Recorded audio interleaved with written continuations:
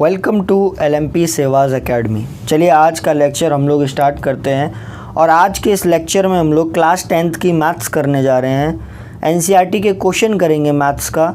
Chapter का नाम है पॉलिनोमियल्स। एक्सरसाइज 2.2 का क्वेश्चन नंबर 2 का पार्ट 3 करने जा रहे हैं। एक्सरसाइज 2.2 क्वेश्चन नंबर 2 का पार्ट 3 करने जा रहे हैं। सेम क्वेश्चन है कि आपको सम ऑफ ज़ीरोज़ गिवन है, प्रोडक्ट ऑफ ज़ीरोज़ गिवन है, तो आपको इनके हिसाब से क्वाड्रेटिक पॉलिनोमियल बनानी है।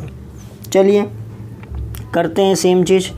वही अल्फ़ा एंड बीटा हमारा क्या हो गया, मान लीजिए जीरोज़ हो गए, तो मुझे गिवन क्या क्या है, गिवन है आपको alpha plus beta equal to 0 and alpha into beta equal to √5।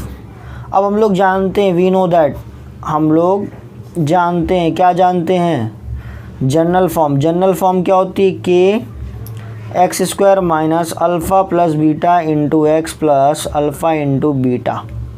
ये चीज़ है के हमारा, जहाँ पर क्या होता है, कांस्टेंट होता है। चलिए सॉल्व करते हैं इसको।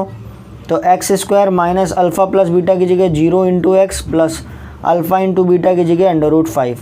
तो ये पार्ट हो जाएगा 0, तो ये क्या आ गया, एक्स स्क्वायर प्लस √5।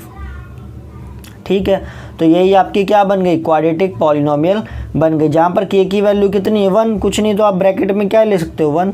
तो जहाँ पर के की वैल्यू क्या है, 1। ठीक है, तो आपकी क्वाड्रेटिक जो पॉलिनोमियल बनी वो क्या बनी, एक्स स्क्वायर प्लस √5। बहुत सिंपल से क्वेश्चन है, बहुत आसान है।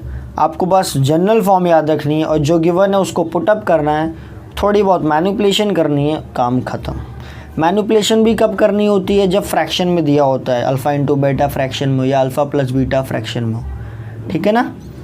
चलिए धन्यवाद आप लोगों का। So thank you very much. Please like, share and subscribe to my channel LMP Sevaj academy, जिसमें आपको इसी तरीके से लेक्चर्स मिलते रहेंगे। So thank you very much.